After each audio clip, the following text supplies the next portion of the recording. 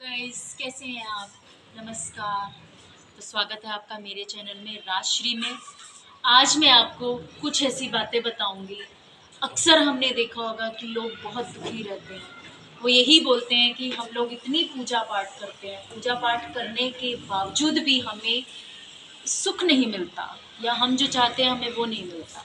तो गाइस, मैं आज आपको बताऊंगी कि वो सब हमारे कर्म कांड करने में कुछ ऐसी त्रुटियां रह जाती हैं, कुछ ऐसी कमियां रह जाती हैं जिनकी वजह से हम लोग वो चीज़ हासिल नहीं कर पाते जो हम चाहते हैं, इवन की पूजा पाठ करते हुए। तो सबसे पहले जैसे हम गाय को रोटी, देखा होगा आपने कि गाय को रोटी सब लोग खिलाते हैं, लेकिन गाय को रोटी खिलाने का भी एक अपना ही तरीका है।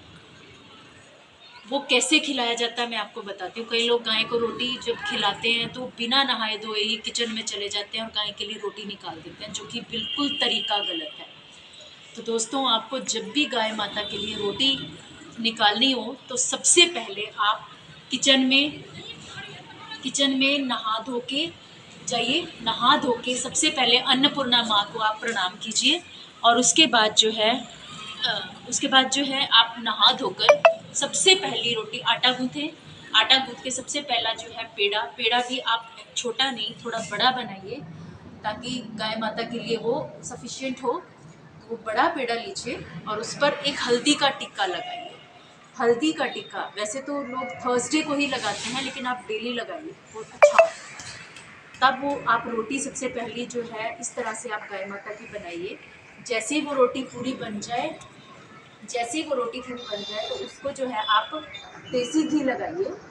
देसी घी लगा के उसके ऊपर आप इतना सारा गुड़ रख लीजिएगा, क्योंकि गाय माता को गुड़ बहुत बहुत पसंद होता है। तो आप एटलीस्ट इतना सारा गुड़ रख लीजिएगा और उसको एक किसी साफ कोने में रख लीजिएगा। तो दूसरी रोटी जो आप बनाएंगे वो बनाइए आप पंछियों के लिए। दूसरी रोटी पंछियों के लिए बनाइए वो। और सबसे लास्ट जो रोटी होगी, सब अपने घर परिवार के लिए रोटी बना के सबसे लास्ट रोटी आप निकालिए कुत्ते के लिए। ये 3 रोटी आपने रोजाना निकालनी है सवेरे नहा धोकर, ठीक है? तो अब गाय को जब आप वो रोटी खिलाने जाएंगे तो उसका तरीका देखिए, आप प्लीज़ ध्यान से सुनना कि उसका तरीका क्या है। जैसे ही आप गाय माता की रोटी लेकर जाएं तो आप अपने दोनों हाथों में रोटी ऐसे रखिए। दोनों हाथों में गाय की जो रोटी है वो ऐसे रखिए। इससे क्या है कि गाय माता जैसे ही वो रोटी खाएगी तो उसकी जो जीभ है वो जीभ आपके हाथों पे लगनी चाहिए। वो जीभ आपके हाथों पे लगेगी तो आपके हाथों की, यकीन मानना दोस्तों, आपके हाथों की लकीरें बदल देगी। और जैसे ही वो रोटी वो गाय माता खा लेगी और वो जीभ जो आपके हाथों पे लगी होगी वो आपने इस तरह से अपने माथे पर लगाना है। इस तरह से अपने माथे पर लगानी है।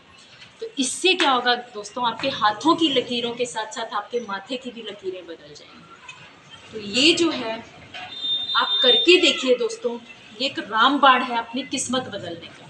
उसके बाद जो है छोटी छोटी आप रोटी जो है चूर कर छोटे छोटे पीसेस करके आप पंछियों को डाल दीजिएगा। और जो कुत्ते की रोटी है उस पर आपको घी नहीं लगाना, तेल नहीं लगाना, कुछ भी नहीं लगाना, क्योंकि कुत्ते को तेल हजम नहीं होता। तो आप इस तरह से उसको लास्ट रोटी कुत्ते को डाल दीजिए। आपने देखा होगा दोस्तों कि हम लोग जब मंदिर में पूजा करते हैं तो कोई ना कोई देवता कभी नाराज हो सकते हैं, क्योंकि हमसे कुछ ऐसी त्रुटियां हो जाती हैं, कोई ना कोई देवता नाराज हो जाते हैं। तो हमें पता नहीं चलता कि हमसे कौन से देवता नाराज है। हो सकता है माता रानी नाराज हो सकता है भोलेनाथ नाराज हो सकता है गणेश भगवान नाराज हो। तो इन सबको मनाने का एक ही तरीका है, और वो है गाय माता को रोटी खिलाना और गाय माता के पांव छूना। क्योंकि दोस्तों, गाय माता ही वो है जिनमें 33 करोड़ देवी देवताओं का वास है। अगर आपको किसी रूठे देवी देवता को मनाना है तो आप गाय माता को प्रसन्न कर दीजिए, आपसे 33 करोड़ देवी देवता खुश हो जाएंगे। और आप यकीन मानो, 1 महीने के अंदर अंदर आप अपनी किस्मत को बदलते हुए देखना। ये पत्थर पर लकीर का काम करेगा दोस्तों। तो ऐसे ही नए नए आइडियाज़ के साथ, नई नई पोस्ट के साथ हम आपको मिलते रहेंगे। तो अभी हम लेते हैं अलविदा, tata, bye bye, thank you.